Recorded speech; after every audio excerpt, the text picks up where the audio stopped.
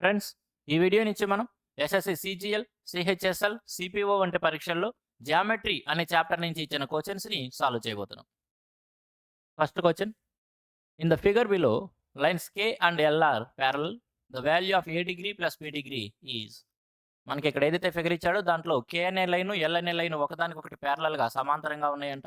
అటువంటప్పుడు ఇక్కడ ఉన్న కోణం ఏ డిగ్రీలు, ఇక్కడ ఉన్న కోణం బి డిగ్రీల యొక్క సమ్ మొత్తం ఎంత అనేది క్వశ్చన్.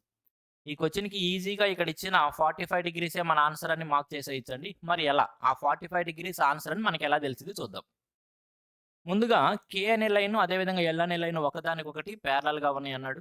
ఈ 2 లైన్స్‌కి కూడా ప్యారలల్‌గా ఉండేటి మరొక లైన్‌ని మనం ఇమాజినరీ లైన్‌గా తీసుకుందాం. ఇక్కడ మరొక లైన్ సంథింగ్ ఏదో పి అనే లైన్ అంటున్నాను. ఈ లైన్ పి అనేది అక్కడ ఇచ్చిన కే అనే లైన్‌కి, ఇక్కడ ఇచ్చిన ఎల్ అనే లైను రెండిటికి కూడా ప్యారలల్‌గా ఉంది అనుకుందాం. ఇప్పుడు కే అండ్ పి అనే 2 లైన్స్ వరకి చూసినప్పుడు కే అండ్ పి 2 కూడా ఒకదానికొకటి ప్యారలల్‌గా ఉన్నాయి. ఈ మధ్యలో ఇక్కడ ఉన్న లైను ఈ 2 ప్యారలల్ లైన్స్‌కి ఒక ట్రాన్స్‌వర్సల్ లైను. ట్రాన్స్‌వర్సల్ అంటే తెలుగులో తిర్యక్ రేఖ అంటాం. 2 ప్యారలల్ లైన్స్‌ని ఒక ట్రాన్స్‌వర్సల్ లైన్ ఇంటర్సెక్ట్ చేస్తూ ఉన్నప్పుడు అక్కడ ఏర్పడే ఆల్టర్‌నేట్ యాంగిల్స్ సమానంగా ఉంటాయి. ఇక్కడ ఏ డిగ్రీలు ఉంది కాబట్టి ఇక్కడ ఏర్పడే కోణం కూడా ఏమవుతుంది? ఆల్టర్‌నేట్ యాంగిల్ అది కూడా ఏ డిగ్రీలే అవుతుంది. అది కూడా ఏ డిగ్రీలే అవుతుంది. ఏ డిగ్రీలో అవుతుంది. అదేవిధంగా line P and line L 2 కూడా ఒకదానికొకటి ప్యారలల్‌గా ఉన్నాయి. వాటి మధ్యలో ఈ లైన్ అనేది ఈ పి అండ్ ఎల్ అనే 2 లైన్స్‌కి కూడా ట్రాన్స్‌వర్సల్ లైను. ఎప్పుడైతే 2 ప్యారలల్ లైన్స్ ఒక ట్రాన్స్‌వర్సల్ లైన్‌తో ఇంటర్సెక్ట్ చేయబడతాయో అక్కడ ఏర్పడే ఆల్టర్‌నేట్ యాంగిల్ సమానంగా ఉండాలి. కాబట్టి ఇక్కడ కోణం బి డిగ్రీలు ఉంది కాబట్టి దీనికి ఆల్టర్‌నేట్‌గా ఇక్కడ ఏర్పడే కోణం ఏముండాలి? అది బి డిగ్రీలు అవ్వాలి. మరి ఇక్కడ ఏర్పడిన మొత్తం కోణం ఏమవ్వాలంటే A degree plus B degree is equal to 45 degrees కదా! కాబట్టి ఇక్కడ ఏర్పడిన మొత్తం కోణం ఏమవుతుందంటే A degree plus B degree. అది ఎంత ఇచ్చాడు అక్కడ? అక్కడ ఆల్రెడీ 45 డిగ్రీస్ అని వాడే ఇచ్చాడు కాబట్టి A degree plus B degree is equal to 45 degree అని మన ఆన్సర్‌ని మార్క్ చేయొచ్చు. సరే. ఇక్కడ జస్ట్ ఏ అండ్ బి అనే 2 డిగ్రీస్ వేరియబుల్ రూపంలో ఇచ్చాడు కాబట్టి వాటి అన్నిటి యొక్క సమ్ 45 అని డైరెక్ట్‌గా చెప్పేసాం. రీసెంట్ ఎగ్జామ్స్‌లో చూస్తే మనం ఏబీతో పాటుగా సి, డి అనేవి మరొక 2 వేరియబుల్స్ కూడా పెంచి అంటే నంబర్ ఆఫ్ వేరియబుల్స్ యాంగిల్స్ పెంచుకుంటూ ఇస్తూ వెళ్తున్నాడు.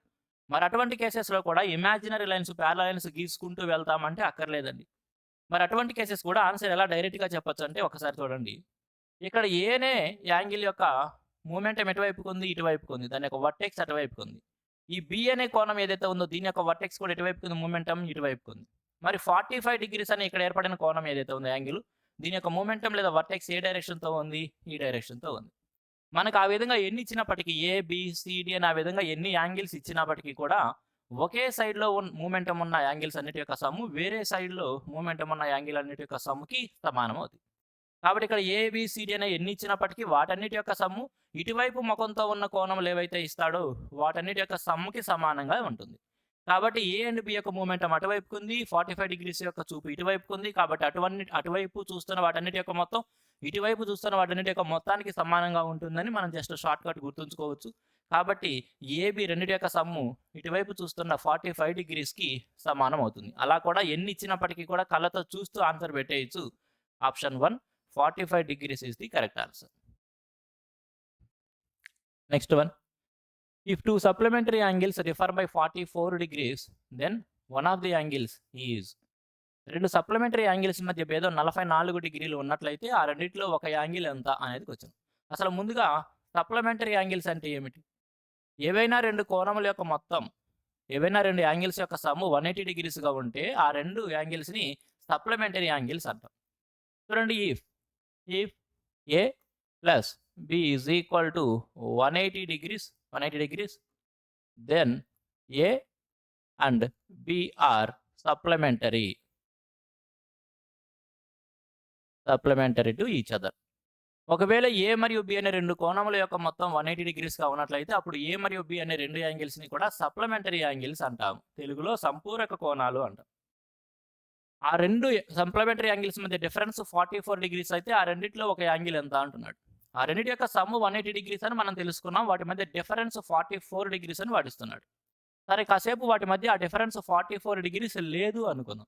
వాటి మధ్య డిఫరెన్స్ 44 డిగ్రీస్ లేదనుకుంటే ఈ 180 డిగ్రీలో నుంచి ఆ డిఫరెన్స్ 44 లేదు అనుకున్నట్లయితే 44 డిగ్రీలు ఉండేది కాదు.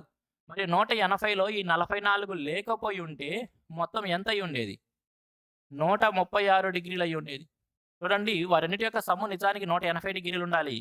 వారెన్నిటి మధ్య డిఫరెన్స్ 44 డిగ్రీస్ అన్నాడు. ఒకవేళ ఆ డిఫరెన్స్ 44 లేకపోయి ఉన్నట్లయితే 180లో 44 ఉండేది కాదు. అంటే సమ్ము 136 డిగ్రీలు మాత్రమే అయ్యి ఉండేది. ఎప్పుడైతే వాటి మధ్య డిఫరెన్స్ లేదో అప్పుడు ఆ 2 యాంగిల్స్ సమానం అవుతాయి కదా! మరి సమ్ము 136 అయినప్పుడు ఆ 2 సమానమైనప్పుడు 2 సమాన భాగాలు చేసుకుంటే ఒక్కొక్క దాని యొక్క విలువ వచ్చేస్తుంది మనకి. కాబట్టి 2 6లు 8 68 డిగ్రీలు. ఒక్కొక్క యాంగిల్ 68 డిగ్రీలు. ఆ 2 సప్లిమెంటరీ యాంగిల్స్‌లో ఒకటేమో 68 డిగ్రీలు. మరొకటి అడిగినట్లయితే ఈ 68 డిగ్రీలతో పాటుగా మరొకటి దీనికంటే 44 డిగ్రీలు ఎక్స్‌ట్రా ఉంది కాబట్టి 68తో పాటుగా 44 యాడ్ చేసి చెప్పేవాళ్ళం. కానీ ఇక్కడ ఇచ్చిన ఆప్షన్ ప్రకారం 68 అనేది ఇచ్చాడు కాబట్టి 68 డిగ్రీలు మన ఆన్సర్‌గా పెడతాం. ఒకవేళ 68 ఇచ్చి ఉండకపోతే అప్పుడు 68తో పాటు మరొక డిగ్రీ 44 డిగ్రీలు ఎక్కువగా ఉంది. మరొక యాంగిల్ 44 డిగ్రీలు ఎక్కువగా ఉంది కాబట్టి 68 + 44 ఆన్సర్‌గా పెట్టేవాళ్ళం. ఓకే. ఇక్కడ ఇచ్చింది 68 కాబట్టి 68ని ఆన్సర్‌గా మార్క్ చేయొచ్చు. If the angles 5y + 62 degrees and 22 degrees plus y are supplementary, then find the value of y. 5y + 62 degrees అదేవిధంగా 22 degrees plus y అనేవి రెండు కూడా సప్లిమెంటరీ యాంగిల్స్ అంట. అటువంటప్పుడు y విలువ ఎంత? జస్ట్ ఇప్పుడే మనం చెప్పుకున్నాం సప్లిమెంటరీ యాంగిల్స్ అంటే ఆ రెండింటి యొక్క సమ్ 180 డిగ్రీస్ ఉండాలి. కాబట్టి అక్కడ ఇవ్వబడిన 5y + 62, 22 degrees plus y ఆ రెండింటిని యాడ్ చేసుకుంటే దేనికి సమానం అవ్వాలి? 180 డిగ్రీస్‌కి సమానం అవ్వాలి. మరి ఈ రెండింటిని యాడ్ చేస్తే ఏమవుతుందండి? ఈ రెండు యాడ్ చేస్తే ఇక్కడ 5y ఇక్కడ ఒక y. ఈ రెండింటిని కూడుకుంటే వేరియబుల్స్ కూడుకుంటే 5y + y ఏమవుతుంది? 6y. వేరియబుల్స్ కూడుకుంటే 6y. మరి కాన్స్టాంట్ టర్మ్స్ ఏవైతే ఉన్నాయో కాన్స్టాంట్ టర్మ్స్ 62, 22 కూడితే 84 డిగ్రీలు. 6y + 84 డిగ్రీస్ ఆ రెండింటి యొక్క సమ్ ఏమై ఉండాలండి? 180 డిగ్రీస్. ఎందుకని 180 డిగ్రీస్ అవుతుందంటే ఆ రెండు కూడా సప్లిమెంటరీ యాంగిల్స్ అని ఇచ్చాడు కాబట్టి. సప్లిమెంటరీ యాంగిల్స్ అంటే రెండు యాంగిల్స్ యొక్క సమ్ 180 డిగ్రీస్ అవ్వాలి. కాబట్టి ఆ రెండింటి యొక్క సమ్ 180 డిగ్రీస్ తీసుకుంటాం. y వాల్యూ చెప్పాలి. చాలా ఈజీగా సింప్లిఫై చేసుకోవచ్చు కదా! ఈ 84 అటు వెళ్ళిపోతే 80 పోతే ఇంకా 4 96. కాబట్టి 6y = 96. అటువంటిప్పుడు y ఏమవుతుంది? 16 6లే కదా 96. కాబట్టి y = 16 డిగ్రీస్ కాబట్టి 16 degrees. y value 16 degrees. Very simple question. Okay. Next one. Angle is 1/3 of it's supplementary angle. Find the measure of the angle. ఒక కోణం అంట దాని యొక్క సప్లిమెంటరీ యాంగిల్‌లో 1/3 వంతు ఉందంట. అటువంటప్పుడు దీని యొక్క మెజర్ ఎంత అనేది క్వెషన్. ఒక కోణం ఉంది దాని యొక్క సప్లిమెంటరీ యాంగిల్‌లో 1/3 వంతు ఉంది. ఆ కోణాన్ని కాసేపు x అనుకున్నాం అనుకోండి. ఆ కోణాన్ని కాసేపు x అనుకుంటే మరి అటువంటప్పుడు దాని యొక్క సప్లిమెంటరీ యాంగిల్ ఏమవుతుంది? రెండు కోణముల యొక్క మొత్తం 180 డిగ్రీస్ ఉంటే అటువంటప్పుడు ఆ రెండింటిని ఏమంటాం? సప్లిమెంటరీ యాంగిల్స్ అంటాం. మరి x అనే ఒక కోణం ఉన్నట్లయితే దాని యొక్క సప్లిమెంటరీ ఏమవుతుందంటే దీనికి ఏం కూడితే 180 వచ్చిందో అది అవుతుంది. దట్ ఈస్ 180 - x డిగ్రీస్ అవుతుంది. 180 డిగ్రీస్ - x డిగ్రీస్. ఇది ఒక కోణం అయితే దాని యొక్క సప్లిమెంటరీ ఏమవుతుంది? 180 డిగ్రీస్ - x డిగ్రీస్. ఈ కోణం అనేది దాని యొక్క సప్లిమెంటరీలో 1/3 వంతు ఉంది. అంటే ఈ x డిగ్రీస్ అనేది దాని యొక్క సప్లిమెంటరీ ఏదైతే ఉందో దాంట్లో 1/3 వంతు ఉంది. సింప్లిఫై చేసుకుంటే ఈజీగా ఆన్సర్ పొందొచ్చు మనం.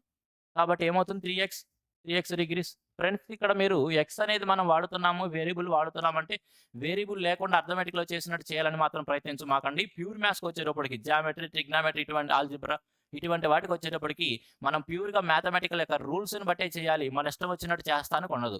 కాబట్టి అర్థమెటిక్‌లో లాగా మనం వేరియబుల్ వాడడానికి ఇష్టపడకపోతే ఈ చాప్టర్స్ మనకి రావండి. కాబట్టి ప్యూర్ మ్యాథ్స్‌కి వచ్చేటప్పటికి మనం ఏమీ చేయలేము.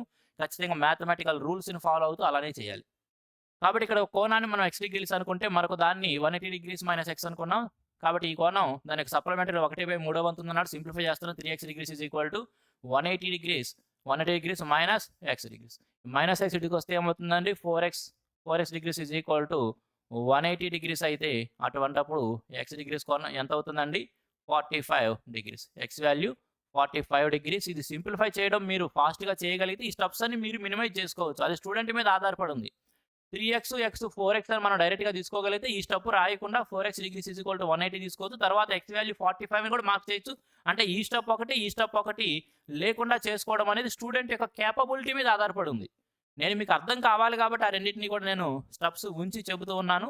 మీరు అర్థం చేసుకున్న తర్వాత స్టూడెంట్ తన యొక్క కేపబిలిటీ ప్రకారం తన యొక్క సింప్లిఫికేషన్ కేపబిలిటీ ప్రకారం ఆ స్టెప్స్ లేకుండా డైరెక్ట్‌గా ఆన్సర్ మార్క్ చేయొచ్చు. Option 1 45 degrees.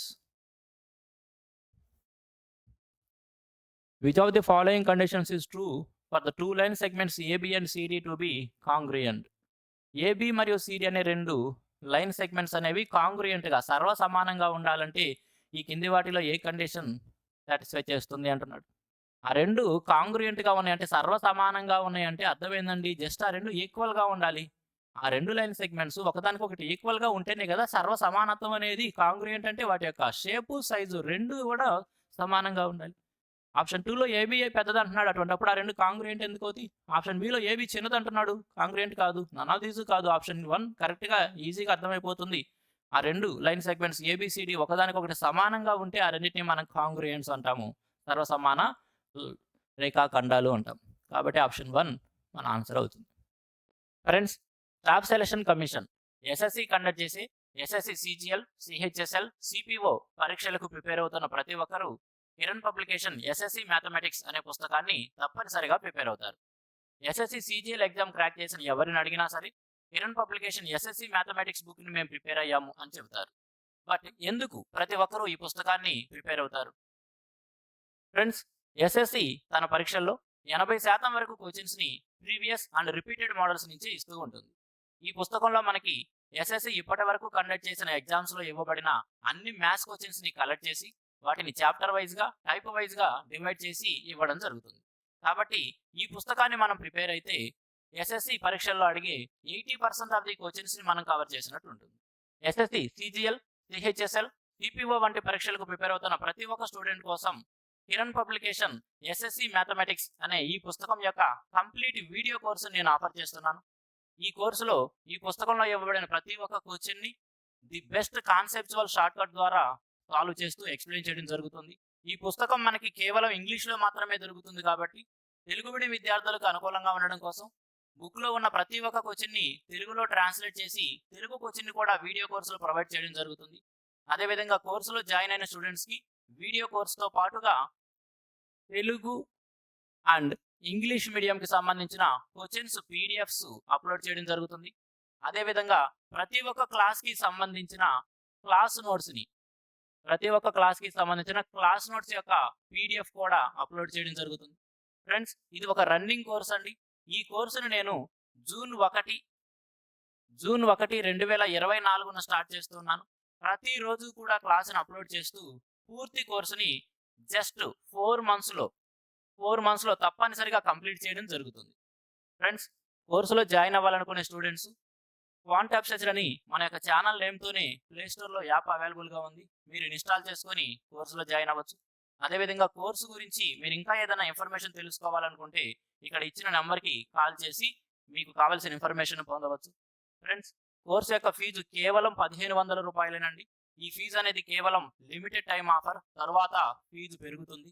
అదేవిధంగా ఈ కోర్సులో మనం కవర్ చేసే చాప్టర్స్ యొక్క నేమ్స్ కూడా ఇక్కడ మీరు చూడొచ్చు.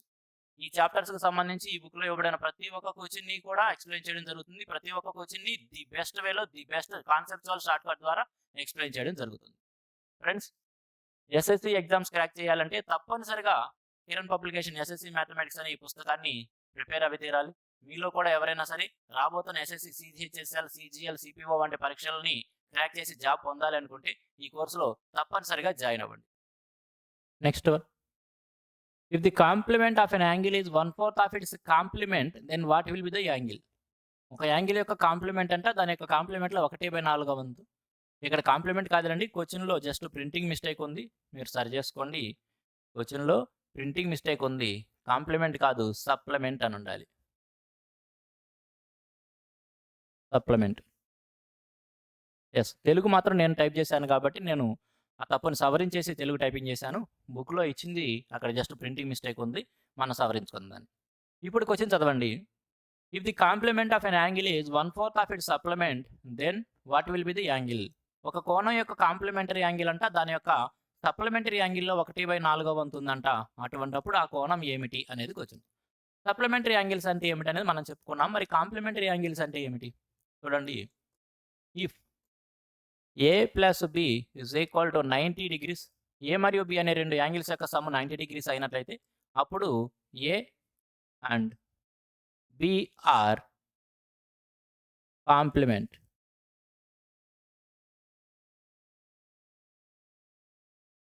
Are complementary. A and B అనే రెండు కోణముల యొక్క మొత్తం, ఏవేని రెండు కోణముల యొక్క మొత్తం 90 డిగ్రీస్ అయితే ఆ రెండు కోణములను మనం కాంప్లిమెంటరీ యాంగిల్స్ అంటాం. ఇక్కడ కూడా ఒక కోణం యొక్క కాంప్లిమెంటరీ యాంగిల్ దాని యొక్క సప్లిమెంటరీ యాంగిల్లో 1/4 వంతు అన్నాడు. ఇక్కడ కాసేపు ఆ కోణాన్నేమో మనం x డిగ్రీస్ అనుకుందాం. అటువంటిప్పుడు దానికి కాంప్లిమెంటరీ యాంగిల్ ఏమవుతుంది? రెండు యాంగిల్స్ యొక్క సమ్ 90 డిగ్రీస్ అయితే అవి కాంప్లిమెంట్ అవుతాయి కాబట్టి దీని యొక్క కాంప్లిమెంటరీ యాంగిల్ ఏమవుతుందండి? 90 డిగ్రీస్ మైనస్ ఎక్స్ అవుతుంది. 90 డిగ్రీస్ మైనస్ ఎక్స్. మరి దీని యొక్క సప్లిమెంటరీ ఏమవుతుంది? ఈ ఎక్స్ అనే కోణం యొక్క సప్లిమెంటరీ ఏమవుతుంది? ఆల్రెడీ చెప్పుకున్నాం మనం ఇదే వీడియోలో ప్రీవియస్ క్వశ్చన్స్లో. రెండు యాంగిల్స్ యొక్క సమ్ 180 డిగ్రీస్ అయితే అప్పుడు ఆ రెండు సప్లిమెంటరీ అవుతాయి. ఒక కోణం ఎక్స్ డిగ్రీస్ అంటే దాని యొక్క సప్లిమెంటరీ ఏమవ్వాలంటే అటువంటిప్పుడు 180 డిగ్రీస్ మైనస్ ఎక్స్ అంటారు. 180 డిగ్రీస్ మైనస్ ఎక్స్. ఈ కోణం యొక్క కాంప్లిమెంటరీ యాంగిల్ అంట దాని యొక్క సప్లిమెంటరీ యాంగిల్లో 1/4 వంతుంది. కాబట్టి దీని యొక్క కాంప్లిమెంటరీ యాంగిల్ ఎలా ఉండాలండి? 1/4. దేంట్లో? దాని యొక్క సప్లిమెంటరీ యాంగిల్లో. సింప్లిఫై చేసుకుంటే ఆన్సర్ వచ్చేసింది మనకి. సింప్లిఫికేషన్ అనేది మన యొక్క క్యాపబిలిటీ మీద ఆధారపడింది. ఎన్ని స్టెప్స్ మనం పొడిగించుకుంటాం అనేది. 9 4 360. 360 degrees minus 4x degrees is equal to 180 degrees minus X degrees. ఈ 4x తీసుకొచ్చేస్తే ఆల్రెడీ మైనస్ ఎక్స్ ఉంది కాబట్టి ఏమవుతుందంటే 3x డిగ్రీస్ అవుతాయి. 3x degrees. ఈ 180 తీసుకొస్తే 360లో 180 పోతే ఏమవుతాయి? 180 డిగ్రీలు అవుతాయి. 3x వాల్యూ 180 అయితే కనుక x వాల్యూ ఏం చెప్పచ్చు? x degrees is equal to 60 degrees. x is equal to 60 degrees. Option 1. Option 1 60 degrees మన ఆన్సర్ అవుతుంది. ఓకే, జస్ట్ అక్కడ సరి చేసుకోండి సరిపోతుంది. Next one. The measure of each interior angle of a regular polygon with 8 sides is. The measure of each interior angle of a regular polygon with 8 sides. 8 భుజములు కలిగిన ఒక క్రమ బహుభుజి యొక్క ప్రతి అంతర్కోణం ఎంత అనేది క్వశ్చన్. ఫస్ట్ ఆఫ్ ఆల్ అసలు some of the interior angles of A polygon with n sides తెలుసుకోవాలి మనం. మొదటగా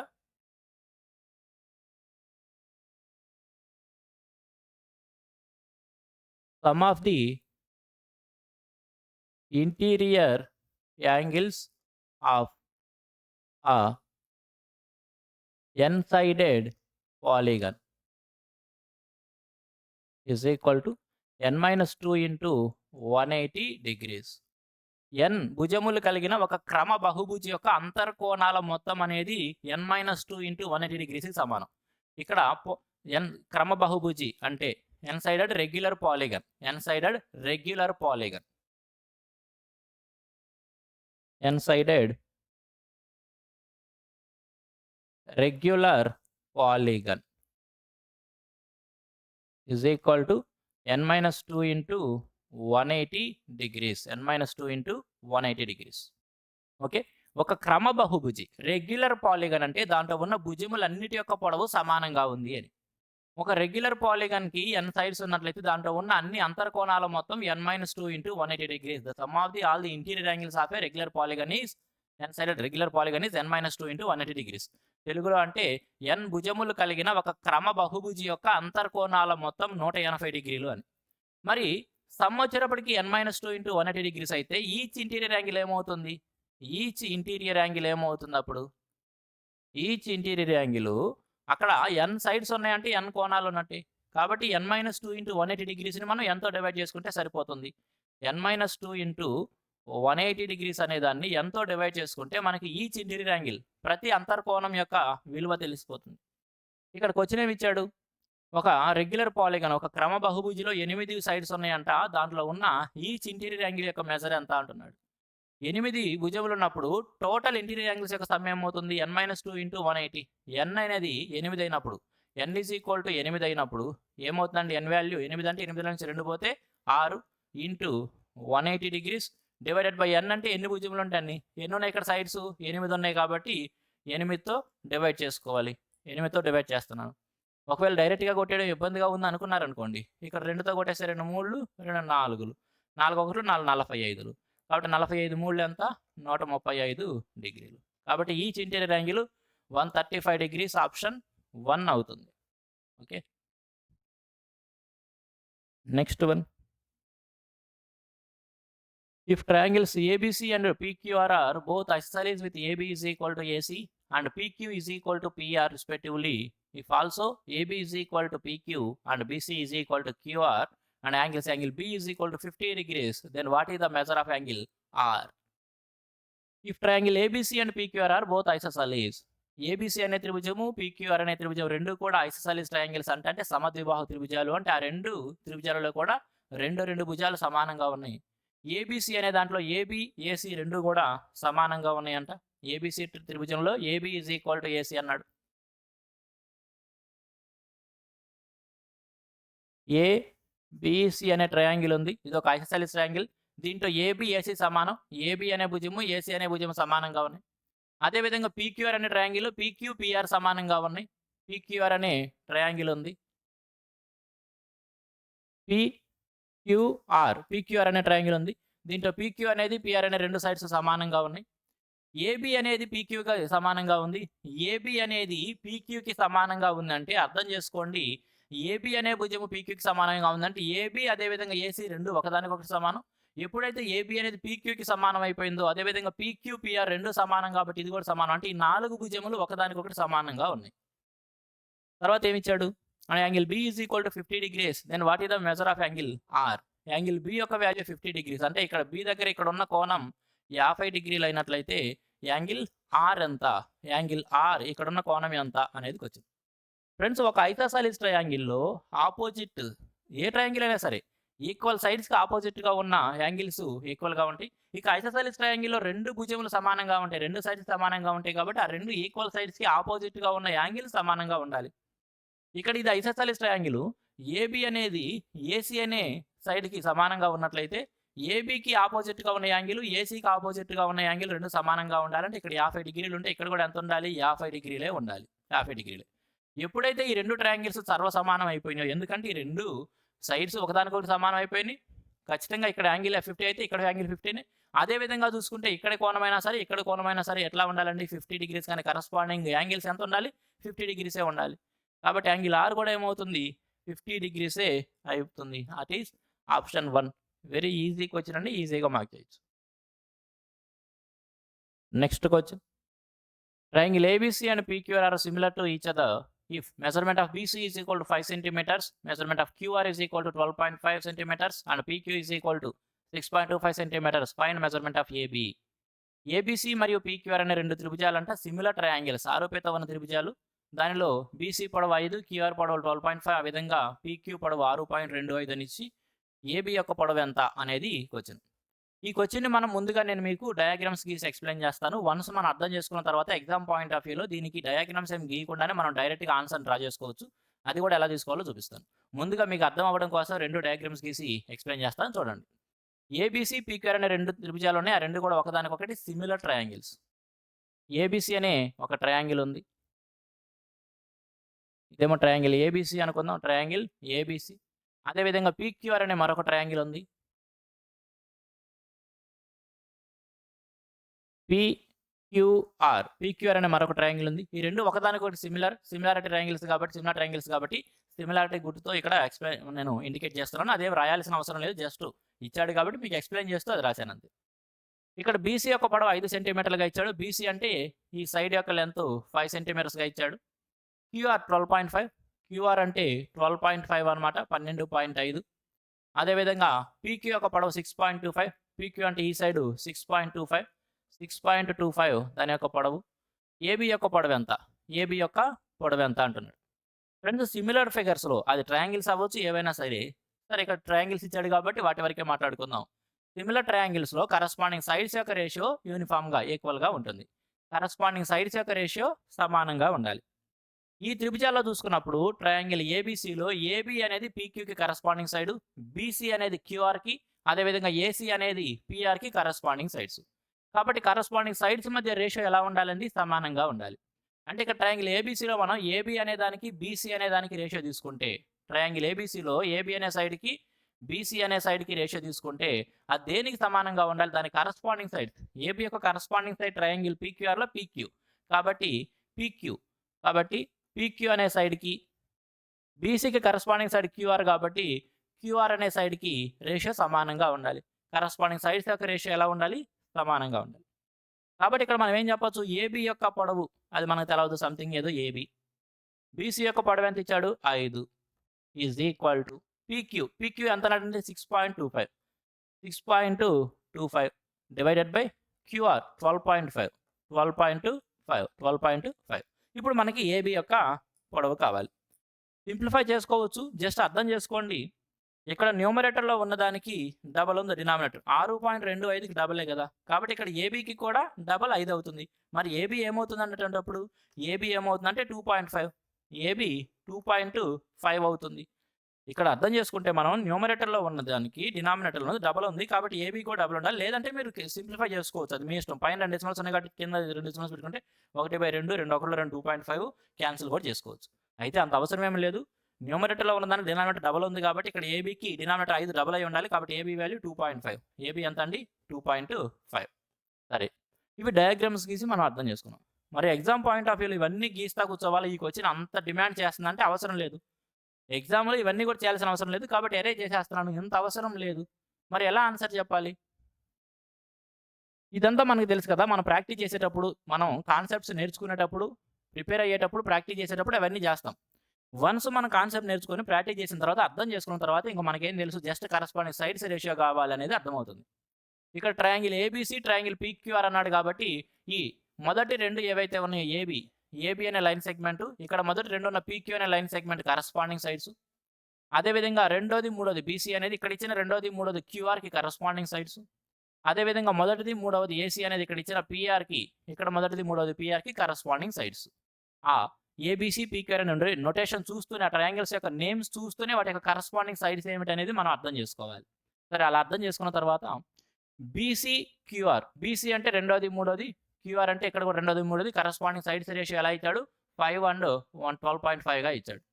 మరి PQ is equal to 6.25. PQ అంటే మొదటి 2, ఏబీ అంటే ఇక్కడ కూడా మొదటి 2 అడుగుతున్నాడు. అంటే జస్ట్ బీసీకి క్యూఆర్కి ఏదైతే రిలేషన్ ఉందో ఏబీకి పీక్యూ కూడా అదే రిలేషన్ ఉంది.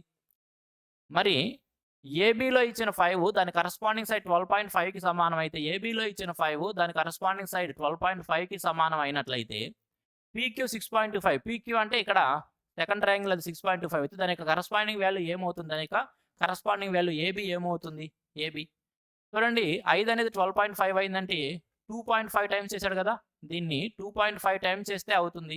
కాబట్టి అది మనం అర్థం చేసుకోగలిగితే ఇంకా అది కూడా రాయాల్సిన అవసరం లేదు. ఇక్కడున్న ఏబీ వాల్యూని కూడా, ఇక్కడున్న ఏబీ ఏదైతే ఉందో దాని వాల్యూని కూడా 2.5 టైమ్స్ చేస్తే 6.25 అవ్వాలి. కాబట్టి ఏబీ వాల్యూ ఏమవుతుందండి, ఏబీ వాల్యూ 2.5 2.5 ఇంటూ 2.5 కదా, 6.25. కాబట్టి ఏబీ వాల్యూ 2.5 అని ఈజీగా ఆన్సర్ మార్క్ చేయొచ్చు. వన్స్ మనం అవన్నీ ప్రాక్టీస్ చేసుకోవాలి. ప్రాక్టీస్ చేసుకున్న తర్వాత ఎగ్జామ్ పాయింట్ ఆఫ్ వ్యూలో ఇలా ఇంప్లిమెంట్ చేసుకుంటే ఆన్సర్ని ఈజీగా డ్రా చేసుకోవచ్చు. Okay, 9దానికి 2. If two supplementary angles differ by 74 degrees, then one of the angles is. 2 supplementary angles మధ్య భేదం 74 డిగ్రీలు అయితే ఆ రెండిట్లో ఒక కోణం ఎంత అనేది క్వశ్చన్. 2 సప్లిమెంటరీ యాంగిల్స్ అంటే ఏందండి, వాటి యొక్క సమ్ము 180 డిగ్రీస్ ఉంటుంది. సప్లిమెంటరీ యాంగిల్స్ యొక్క సమ్ము 180 డిగ్రీస్ ఉంటుంది. ఆ రెండింటి మధ్య భేదం అంట 74 డిగ్రీలు అంట. అప్పుడు ఆ రెండింటిలో ఒక కోణం ఎంత. ఆల్రెడీ 20 క్వశ్చన్ అవుట్ చేశాము. ఆ రెండింటి యొక్క సమ్ము 180 అని మనకు తెలుసు. వాటి మధ్య డిఫరెన్స్ 74 అంటున్నాడు. ఒకవేళ ఈ 74 డిగ్రీలు డిఫరెన్స్ లేకపోయి ఉన్నట్లయితే, ఈ 74 డిగ్రీస్ డిఫరెన్స్ లేకపోయి ఉంటే 180 డిగ్రీలో ఈ 74 డిగ్రీలు ఉండేవి కాదు. 180లో ఈ 74 ఉండేవి కావు. కాబట్టి 74 లేకపోయినట్లయితే అప్పుడు అది ఎంత అయి ఉండేది, 106 డిగ్రీలు అయి ఉండేది. ఎప్పుడైతే వాటి మధ్య డిఫరెన్స్ లేదు అప్పుడు ఆ రెండు సమానం అవుతాయి కదా. కాబట్టి ఈ 106ని కూడా 2 సమాన భాగాలు చేసుకుంటే ఈచ్ యాంగిల్ ఎంత తెలిసింది, దట్ ఈజ్ 53 డిగ్రీస్. ఒక కోణం 53 డిగ్రీలు. మరొక కోణం ఏమవుతుంది అప్పుడు, 53 డిగ్రీలతో పాటు మరొక కోణం దీనికంటే 74 డిగ్రీలు పెద్దది కాబట్టి దీనికి 74 యాడ్ చేసుకుంటే సరిపోతుంది. కానీ ఇక్కడ మనకి జస్ట్ 53 డిగ్రీస్ అనేది ఆప్షన్గా ఇచ్చేసాడు కాబట్టి దాన్ని ఆన్సర్గా మార్క్ చేయొచ్చు. ఒకవేళ 53 డిగ్రీస్ ఆప్షన్లో లేకపోయి ఉంటే అప్పుడు 53 + 74 127 ఆన్సర్గా చెప్పుండేవాళ్ళం. 127 డిగ్రీస్ ఆన్సర్గా చెప్పుండేవాళ్ళం. ఇక్కడ 53 ఇచ్చాడు కాబట్టి అదే ఆన్సర్గా పెట్టేస్తున్నాం. Next one, in the following figure L is parallel to M, then find the measure of an angle marked by A and B. ఇచ్చిన ఫిగర్లోనంట L అనే ఈ లైను, M అనే ఈ లైను రెండు ఒకదానికొకటి ప్యారలల్గా ఉన్నాయి. అటువంటి అప్పుడు మనకి A + B, ఇక్కడున్న కోణం A డిగ్రీలు, ఇక్కడున్న కోణం B డిగ్రీలు, వీటి యొక్క సమ్ ఎంత, A and B యాంగిల్స్ యొక్క సమ్ కావాలి. సరే చూడండి ఒకసారి, L అనే ఈ లైను, ఎం అనే ఈ లైన్ రెండు కూడా ఒకదానికొకటి ప్యారలల్‌గా ఉన్నాయి. ఈ రెండు ఒకదానికొకటి ప్యారలల్ లైన్స్. అటువంటప్పుడు ఈ లైన్ ఏమవుతుంది దాని యొక్క ట్రాన్స్‌వర్సల్ లైన్. ఈ రెండు ప్యారలల్ లైన్స్‌ని కామన్‌గా ఇంటర్సెక్ట్ చేస్తూ ఉన్న లైన్ ఏమంటాం? ట్రాన్స్‌వర్సల్ లైన్ అంటాం.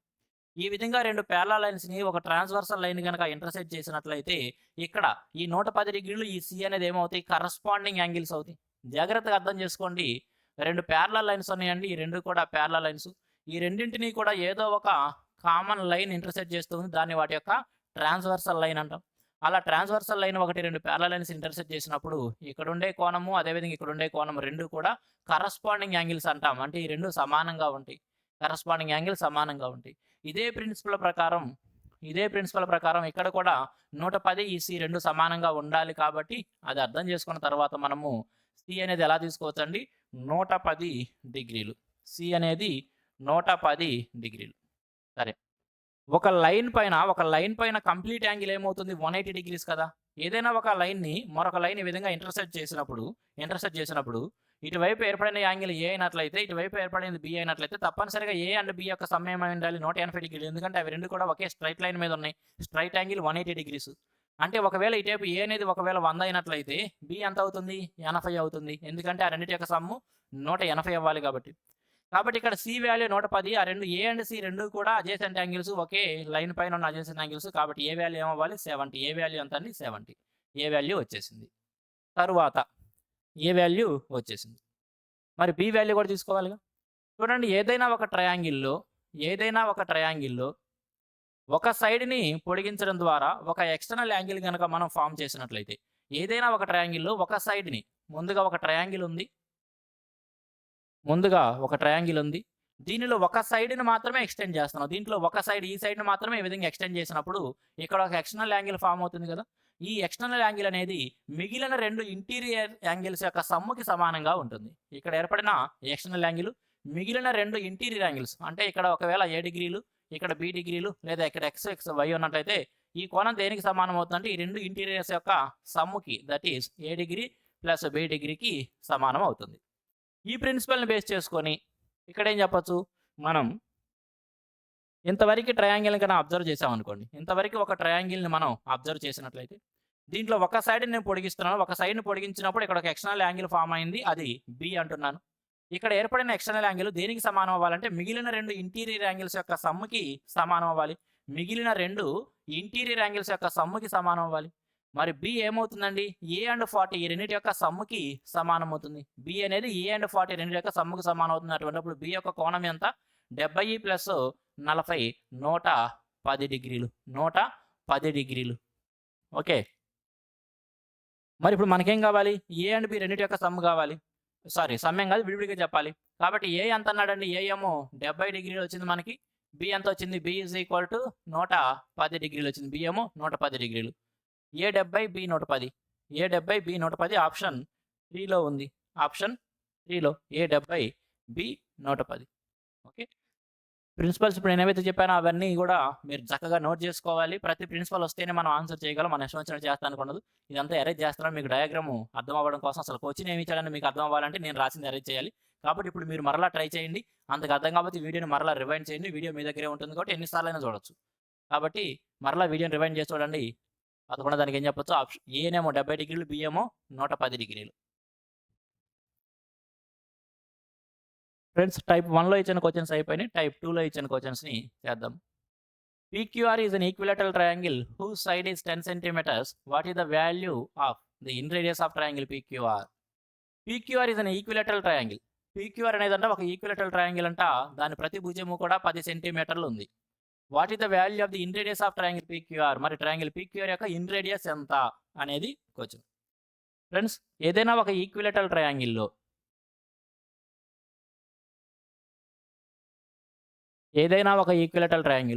దాని యొక్క సైడ్ యొక్క లెంత్ సైడ్ ఏ అనుకున్నట్లయితే అటువంటప్పుడు దాని యొక్క ఇన్ రేడియస్ స్మాల్ ఆర్తో ఇండికేట్ చేస్తాం. In radius is equal to a/2√3. అదేవిధంగా దాని యొక్క సర్కమ్ రేడియస్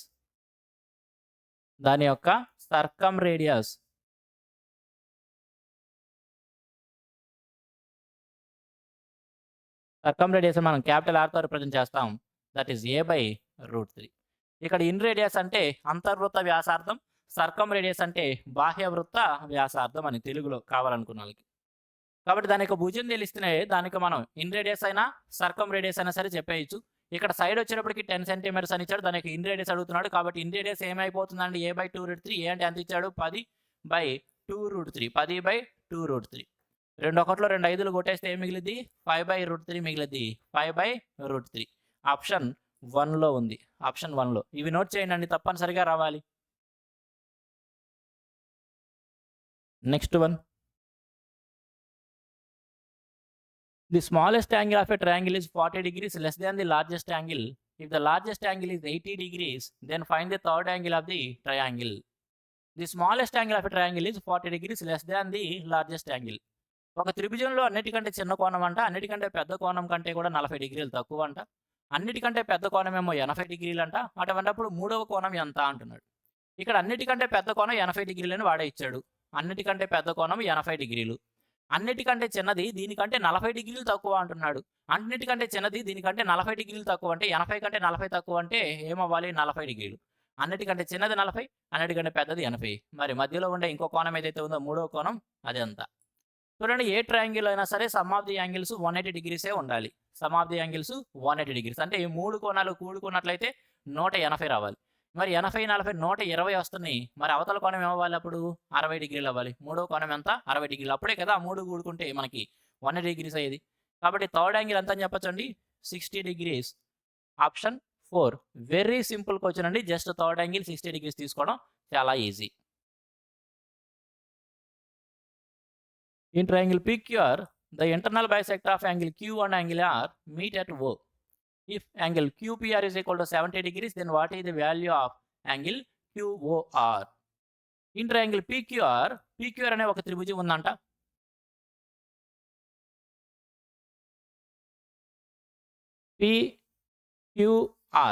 PQR అనే ఒక ట్రయాంగిల్ ఉంది. ఈ ట్రయాంగిల్లో యాంగిల్ Q మరియు యాంగిల్ R యొక్క ఇంటర్నల్ యాంగిల్ బైసెక్టర్స్ O అనే పాయింట్ దగ్గర మీట్ అవుతాయంట.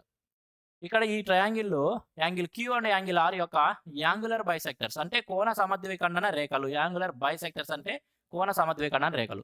అంటే ఇక్కడ యాంగిల్ Q అనేది ఎంత అయితే ఉందో దాన్ని 2 సమాన భాగాలుగా చేసే లైను, R అనే యాంగిల్ 2 సమాన భాగాలుగా చేసే లైను ఒకదానికొకటి ఎక్కడ మీట్ అవుతాయి అంటండి?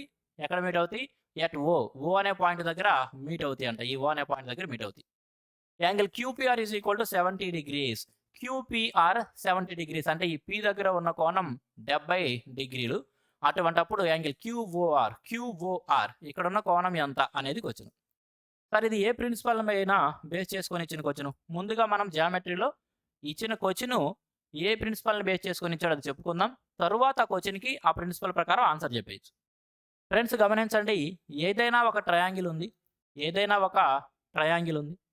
ఆ ట్రయాంగిల్లో ఏవైనా 2 కోణముల యొక్క యాంగులర్ బైసెక్టర్స్ అంటే ఇంటర్నల్ యాంగిల్ బైసెక్టర్స్ ఆ పాయింట్ దగ్గర ఏదో ఒక పాయింట్ దగ్గర మీట్ అయినప్పుడు ఇక్కడ ఏర్పడే కోణం ఏదైతే ఉంటుందో, ఇక్కడ ఏర్పడే కోణం అనేది దేనికి సమానంగా ఉంటుందంటే ఇక్కడ ఉన్న కోణాన్ని సంథింగ్ ఏదో x డిగ్రీలు అంటున్నాను. ఇక్కడ ఉన్న కోణాన్ని x డిగ్రీలు అయితే ఇక్కడ ఏర్పడే కోణం దేనికి సమానం అవుతుందంటే 90 డిగ్రీస్ ప్లస్ x డిగ్రీస్కి ఆఫ్ చేసుకోవడం. 90 plus half of the x degrees అనమాట. 90 plus half of the x degrees. మరొకసారి చూపిస్తాను చూడండి. ఈ పక్కనే రాసి చూసుకుందాం మనం. ఏదైనా ఒక ట్రయాంగిల్ ఉందండి. ఆ ట్రయాంగిల్లో ఇక్కడ 2 కోణాలు ఉన్నాయి. ఈ 2 యాంగిల్స్ యొక్క యాంగులర్ బైసెక్టర్స్ ఈ విధంగా ఒక చోట మీట్ అయినప్పుడు ఇక్కడ ఏర్పడే యాంగిల్ దేనికి సమానంగా ఉంటుంది అంటే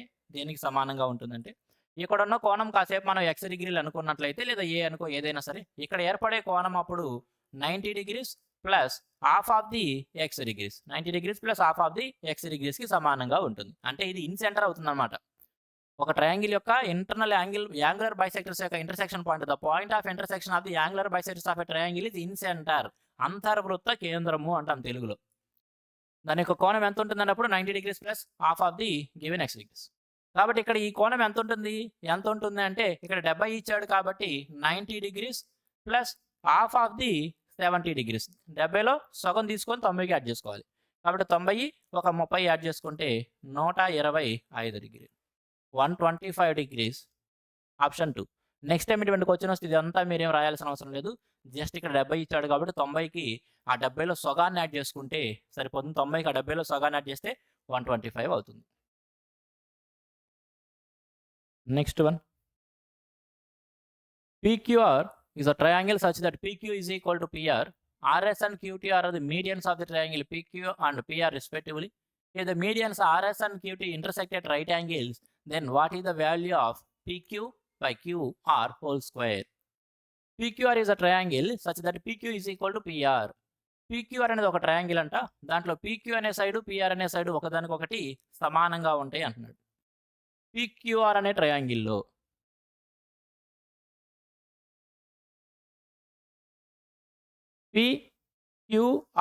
PQR అనే ఒక ట్రయాంగిల్ ఉందండి. దానిలో PQ అనేది PR అనే సైడ్స్ రెండు సమానంగా ఉన్నాయంటే PQ అనే సైడు PR అనే సైడు సమానంగా ఉన్నాయి. ఈ సైడు సమానం. PQ is equal to PR ఇచ్చాడు, ఆ రెండు సమానం అని. RS and QT are medians to the sides PQ and PR respectively. RS అనేది అదేవిధంగా QT అనేది ఈ రెండు సైడ్స్ పైకి PQ మరియు PR పైకి మీడియన్స్ అంట. Q నుంచి ఎదురు సైడ్ పైకి ఒక మీడియన్ గీచాను, అదేవిధంగా R నుంచి దాని ఆపోజిట్ సైడ్కి ఒక మీడియన్ గీచాను. ఆ రెండింటిని ఏమంటున్నాడు? RS and QT. RS and QT అంటే ఇక్కడ S అనేది PQ యొక్క మిడ్ పాయింట్, T అనేది PR యొక్క మిడ్ పాయింట్. మీడియన్స్ అంటే అర్థం ఏమిటి? మీడియన్స్ మధ్యగతాలంటే వర్టెక్స్ నుంచి ఆపోజిట్ సైడ్కి మధ్య బిందువుకి గీచే లైన్ని ఓకే ఏమంటాము? మీడియన్ అంటాం.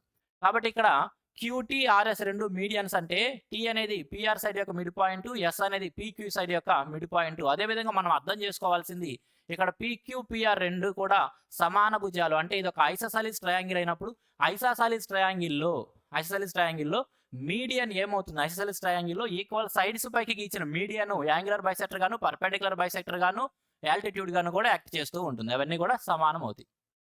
తర్వాత ఏమన్నారు చూడండి, ఇది medians RS and QT intersected right angles. RS QT, RS అదేవిధంగా QT రెండు కూడా రైట్ యాంగిల్స్లో ఇంటర్సెక్ట్ చేసుకుంటూ ఉన్నాయి. అంటే ఇక్కడ ఉన్న కోణం 90 డిగ్రీలు అయితే ఇక్కడ ఉన్నది కూడా 90 డిగ్రీలు, ఇక్కడ 90 డిగ్రీలు, ఇక్కడ 90 డిగ్రీలు, అన్నీ కూడా ఏమవుతాయి అండి? 90 డిగ్రీల కోణాలే ఉన్నాయి. ఒకవైపు 90 డిగ్రీస్ ఉంటే ఆపోజిట్ 90, ఇటు 90, ఇటు 90నే ఉంటుంది. అన్నీ కూడా 90 డిగ్రీలు. చూడండి, రెండు లైన్స్ కనుక ఈ విధంగా ఇంటర్సెక్ట్ చేసుకున్నప్పుడు ఒక చోట కనుక 90 డిగ్రీస్ ఉన్నట్లయితే ఇక ఇక్కడ 90, ఇక్కడ 90, ఇక్కడ 90 అన్నీ కూడా 90 డిగ్రీలే ఉంటాయి.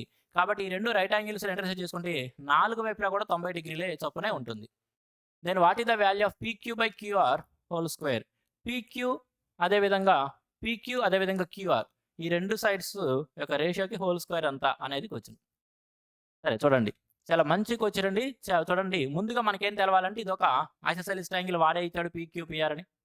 ఒక ఐసోసెలిస్ ట్రయాంగిల్లో ఈక్వల్ సైడ్స్ పై గీచిన మీడియన్స్ ఏ విధంగా యాక్ట్ చేస్తాయి? మీడియన్ అయినా, యాల్టిట్యూడ్ అయినా, పర్పెండిక్యులర్ బైసెక్టర్ అయినా, యాంగులర్ బైసెక్టర్ అయినా అన్ని సమానంగానే ఉంటాయి. అదేవిధంగా ఈ point of intersection of medians ఏమైందండి? సెంట్రాయిడ్ అయింది. Point of intersection of median centroid. ఆ centroid divides the median into 2:1 ratio.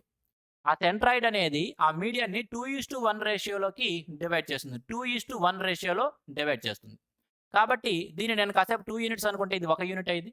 అదేవిధంగా ఈక్వల్ సైడ్స్ పైకి ఇచ్చిన మీడియన్ సమానంగా ఉంటాయి కాబట్టి ఇక్కడి నుంచి ఇక్కడ దాకా ఉన్నది కూడా 2 యూనిట్స్ అయితే ఇక్కడి నుంచి ఇక్కడ దాకా ఉన్నది కూడా ఏమవుతుంది? 1 యూనిట్ అవుతుంది. ఓకే, సరే. ఇప్పుడు తర్వాత ఏమి ఇచ్చాడు? మళ్ళీ మనకి ఈ వచ్చినోటికి పర్పెండిక్యులర్లో ఇంటర్సెక్ట్ చేసుకుంటూ ఉన్నాయి. మనకి PQకి QRకి రేషియో కావాలి.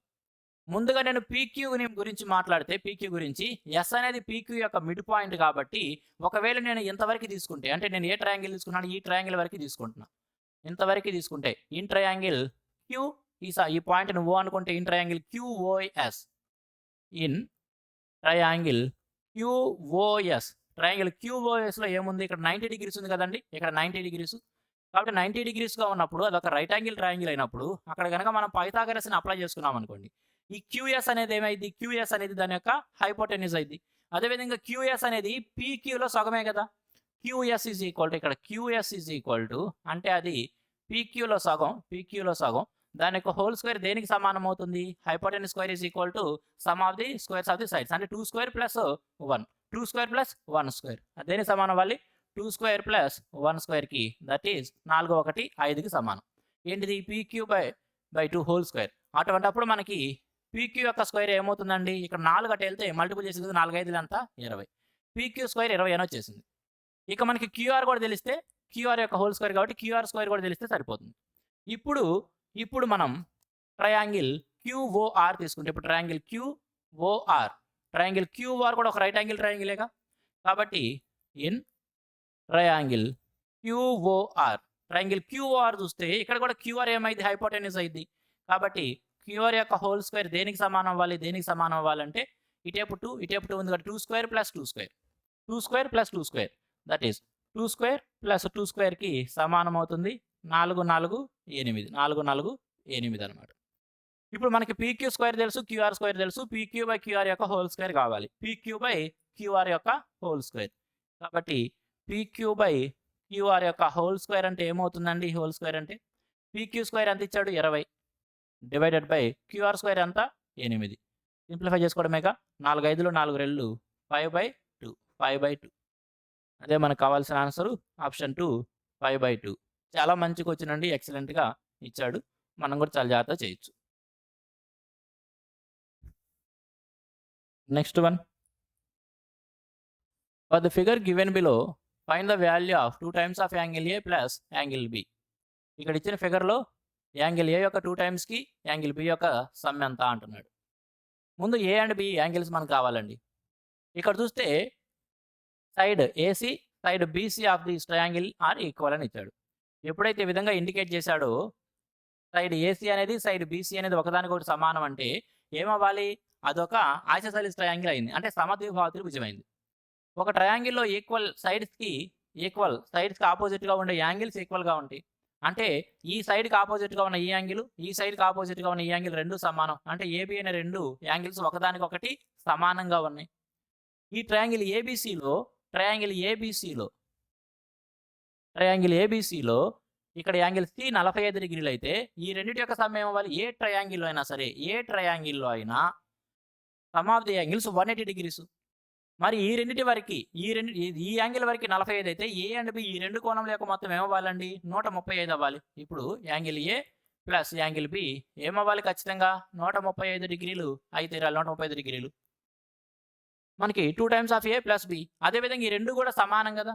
అదేవిధంగా మనకేం తెలుసు, angle A is equal to angle B, angle B సమానం, ఎందుకంటే ఇది ఒక ఐసోసెలిస్ ట్రయాంగిల్ కాబట్టి ఈక్వల్ సైడ్స్కి ఆపోజిట్గా ఉన్న సైడ్స్ ఈక్వల్గా ఉండాలి. కాబట్టి యాంగిల్ ఏ యాంగిల్ బి సమానంగా ఉండాలి. ఇప్పుడు యాంగిల్ ఏ అడిగినా యాంగిల్ బి అడిగినా లేదా twice of A plus B అడిగినా ట్వైస్ ఆఫ్ ఏ ప్లస్ ఇక్కడ బిలో కూడా మనం దాన్ని యాంగిల్ ఏ గానే చూసుకోవచ్చు కదా, అంటే త్రైస్ ఆఫ్ ఏ అడుగుతున్నట్టేగా, త్రైస్ ఆఫ్ ఏ. ఇక్కడ మనకి ట్వైస్ ఆఫ్ ఏ 135 అని తెలిసింది, ఎందుకంటే ఏబి రెండు సమానమే కాబట్టి ట్వైస్, 2 యూనిట్ల వాల్యూ 135 అయినప్పుడు 135 డిగ్రీలు. త్రైస్ ఆఫ్ ఏ అడుగుతున్నాడు, 2 times of A plus B అంటే అర్థం చేసుకోండి 2 times of angle A plus angle B అంటే యాంగిల్ బి అనేది యాంగిల్ ఏకే సమానం కాబట్టి 3 times ఆఫ్ యాంగిల్ ఏ అడుగుతున్నట్లేగా. కాబట్టి 2 times వాల్యూ 135 అయితే 3 units వాల్యూ ఎంత అనేది క్వశ్చన్ అనమాట. అంటే 3 into 135 divided by 2, 3 into 135, 3 into 135 degrees divided by 2 అంటే 13 390, 5 3 15, 405 డివైడెడ్ బై 2 అంటే 202.5, 202.5 డిగ్రీలు. ఆప్షన్ 2 202.5 డిగ్రీలు.